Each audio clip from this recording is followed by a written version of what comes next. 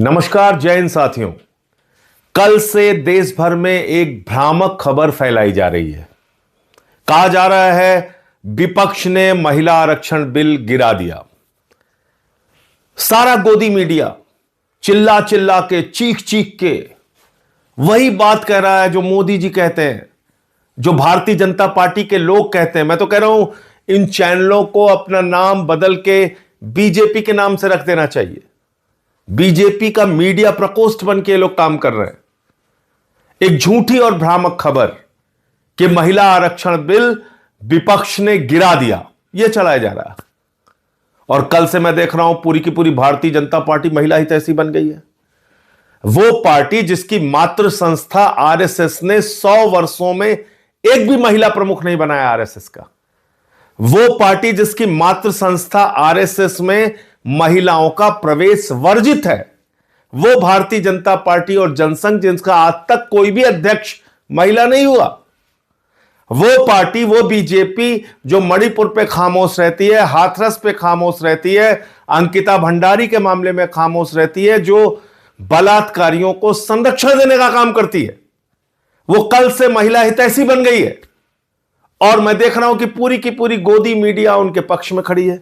पहली चीज तो मैं देश के लोगों को स्पष्ट तौर पे कहना चाहता हूं कि महिला आरक्षण बिल 2023 में जो पास हुआ था वो देश भर में लागू हो चुका है। यह उसका नोटिफिकेशन है। 16 अप्रैल 2026 को 3 साल के बाद, याद रखिएगा 3 साल के बाद इस बिल को नोटिफाई किया मोदी जी ने। 16 अप्रैल 2026 को, आज 18 है, कल 17 थी, उसके पहले 16। ये देखिए आप, तो ये कौन सा बिल नोटिफाई हुआ है? 2023 में जिसको सारे विपक्ष ने, पक्ष ने, सब ने मिलकर पास किया था, महिला आरक्षण बिल, वो पास हुआ है और वो नोटिफाई हो चुका है। अब जो कल बिल गिरा वो क्या था? वो था देश के टुकड़े टुकड़े करने का बिल, जो भारतीय जनता पार्टी टुकड़े टुकड़े गैंग बनके देश भर में लागू करना चाह रही थी। उत्तर और दक्षिण का झगड़ा कराना चाह रही थी। बंगाल की सीटें कम, उड़ीसा की सीटें कम, तमाम राज्यों के बीच में असंतोष पैदा करना चाह रही थी। तो आपसे मैं पूछना चाहता हूं, क्या आप देश में असंतोष चाहते हैं? क्या लड़ाई झगड़ा चाहते हैं? क्या भारतीय झगड़ा पार्टी जो चाहती है कि साउथ और नॉर्थ के बीच में झगड़े शुरू हो जाए, क्या इससे आप भी सहमत हैं? कोई नहीं सहमत हो सकता। जो भी सच्चा हिंदुस्तानी होगा वो देश में शांति चाहेगा। और इसलिए सारे विपक्ष ने ये डीलिमिटेशन का बिल, ये महिला आरक्षण बिल की आड़ में जो एक घिनौना खेल खेलने की कोशिश भारतीय जनता पार्टी कर रही थी, वो संशोधन गिराने का काम किया है। वो संविधान का संशोधन गिराने का काम किया है।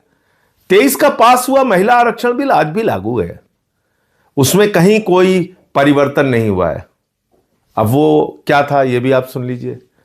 महामानव ने 2023 में जो महिला आरक्षण बिल पास किया था, उसमें उन्होंने लिखा था कि पहले जनगणना होगी, जनगणना के बाद डीलिमिटेशन होगा, डीलिमिटेशन के बाद आरक्षण होगा। यह किसने लिखा था? 2023 में महामानव आदरणीय नरेंद्र मोदी जी, उन्होंने लिखा था। हमने नहीं लिखा था, गोदी मीडिया के लोगों, हमने नहीं लिखा था। यह आपके महामानव आदरणीय नरेंद्र मोदी जी ने लिखा था 2023 के बिल में। और तब हमने कहा कि भाई 543 में 33% आरक्षण दे के मामला खत्म करो ना, क्यों इतना लेट कर रहे हो कि पहले जनगणना होगी, फिर डीलिमिटेशन होगा, फिर आरक्षण होगा। और ये 29 के बाद यानी कि 34 में लागू होता मोदी जी के हिसाब से, जो 23 के बिल में है। अब वो 3 साल के बाद कह रहे हैं नहीं साहब, हम बड़े हितैषी हो गए हैं, हम तो बस इसको पास करना चाहते हैं। यह कितनी झूठी और बेबुनियाद बात है कि 3 साल तक वो 2023 का बिल इन्होंने नोटिफाई नहीं किया था, जिसके ऊपर संशोधन लेके आए। 16 अप्रैल 2026 को आनंद फानंद में उसको नोटिफाई किया इन्होंने। और अखबारों की हेडिंग आप देखिए। चलिए, गोदी मीडिया वाले गलती करते हैं, बात समझ में आती है। मैं आपको दिखाता हूं, ये अखबारों की हेडिंग पढ़ के तो मुझे इन लोगों के दिल दिमाग पे तरस आ रहा है कि क्या ये सोचते हैं, क्या कैसे काम करते हैं। महिला आरक्षण बिल लोकसभा में गिरा, हिंदुस्तान अखबार की प्रमुख हेडलाइन है। अब आप देखिए, महिला आरक्षण पर विपक्ष का अड़ंगा, दैनिक जागरण अखबार की हेडलाइन है। ये आप पढ़े लिखे संपादक होके अखबारों के, आप इस तरह की खबरें, भ्रामक और झूठी खबरें फैला रहे हैं। महिला आरक्षण बिल तो लागू हो चुका है देश भर में। आगे बढ़ते हैं।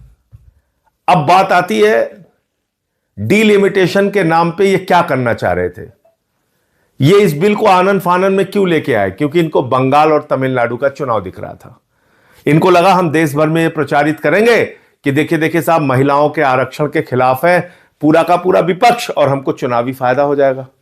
लेकिन मामला उल्टा हो गया।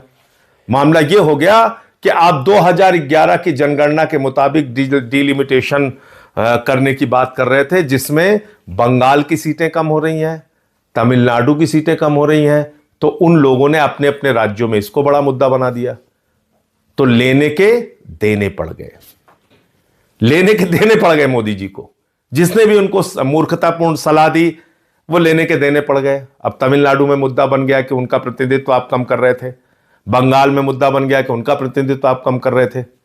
तो इसका भारी नुकसान बंगाल और तमिलनाडु के चुनाव में आपको उठाना पड़ेगा। दूसरी बात, कितना घिनौना खेल खेलती है बीजेपी।